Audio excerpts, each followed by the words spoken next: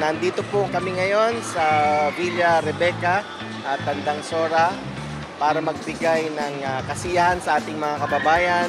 Ini-introduce po namin ang produkto na Surf to Sawa. Ito po ay ang prepaid fiber internet to the home na kung saan ang ating mga kababayan, lalo na ang mga nasa barangay, ay mabibigyan ng napakagandang serbisyo.